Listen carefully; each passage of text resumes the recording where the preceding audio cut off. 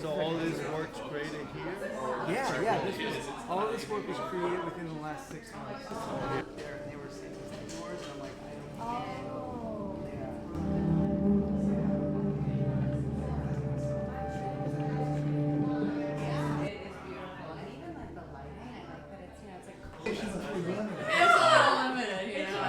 Like speak to the stars. Thank you so much. Good seeing you too. We do a lot of restoration.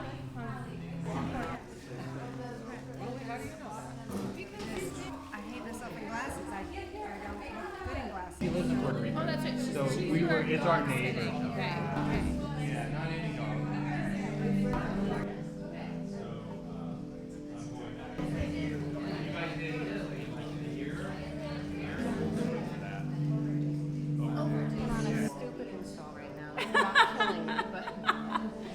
Don't die.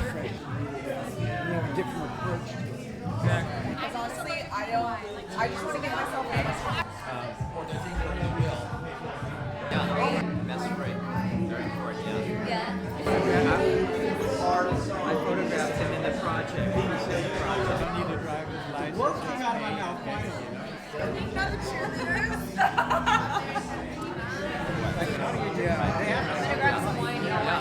I'm good.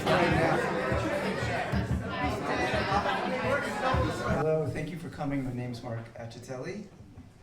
This is wonderful. It's an honor to be here. Everyone here, this is a beautiful place, and I am in awe of it. And I want to thank you, everyone, for coming. It is such a pleasure to have everyone. You can clap if you want. I'd also just like to say thank you to our musician tonight. Stephen David McKellar. So look him up. He's been making some beautiful ambient sounds that really go well with the beautiful art. I'm going to turn down the mic. It's a little, do you mind? Thank you so much. Okay. My name is Dina O. I am the program director at Rita House. We are a multi-use space. We actually also have co-working. We have events like tonight, and we also do filming. We have the owners here tonight. They're both architects. This place was built in the 1920s, and they have painstakingly restored it. So let's give a shout out to Scott and Tosh back here. And I always find out new things about Rita House, and tonight I found out that the ceiling is done by the same artist that did Union Station. And also a shout out to some of our crew here. We've got Carly and Steph and Costa. So thank you for coming to Rita House. We're gonna do. I used to come into their studio and smell the oil paint.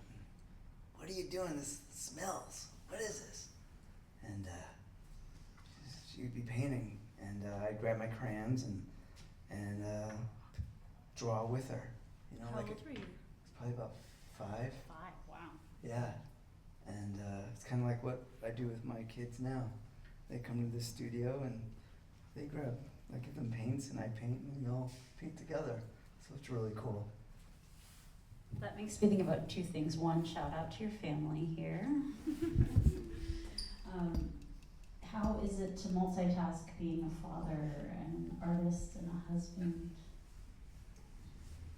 He does a good job. There we go. Maybe I should ask your wife. Yeah, why are you asking him? He's wonderful at his work-life balance. Yeah, it's all about balance. It's all about discipline, balance, showing up, not only for the art, but for my family, and it's giving it 110% every time, you know?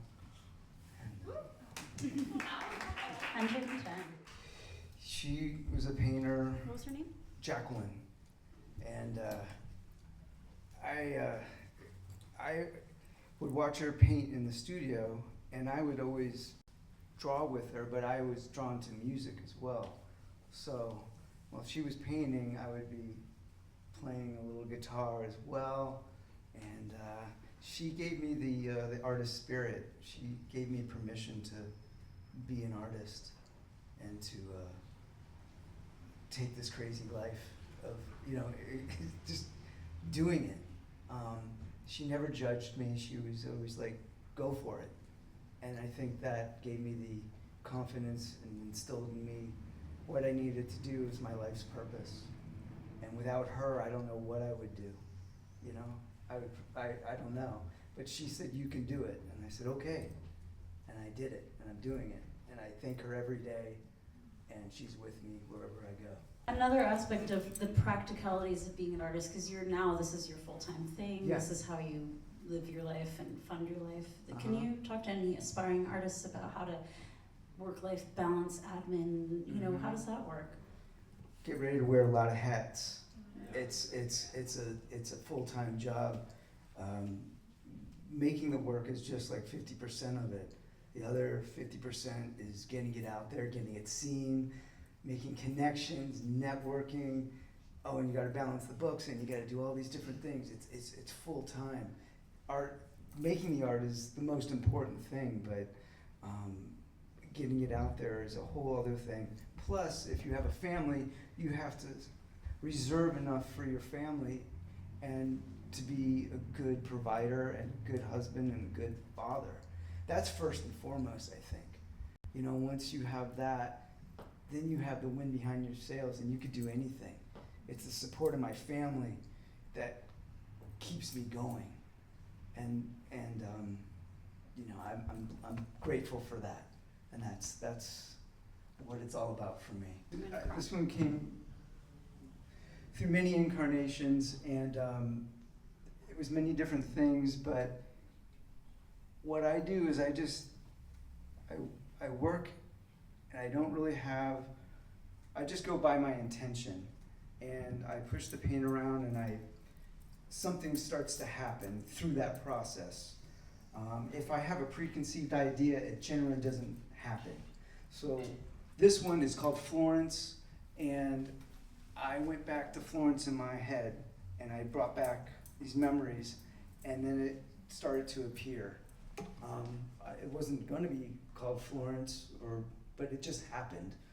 This is kind of like all of these happen just by showing up and putting the paint on the canvas, and just following my intention and just going for it.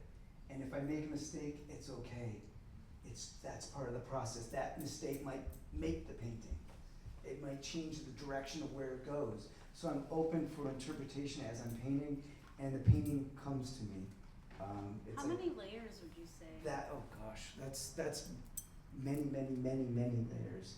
And you can see, if you get in the right light, it says Ti amo in it. And I painted over it, but there's indentions in that. Oh, I so see. you can look I see at it. the Yeah. yeah. Because it was a completely different painting. So those scars and that, underneath still shows. And that's what I think, all the layers make it interesting.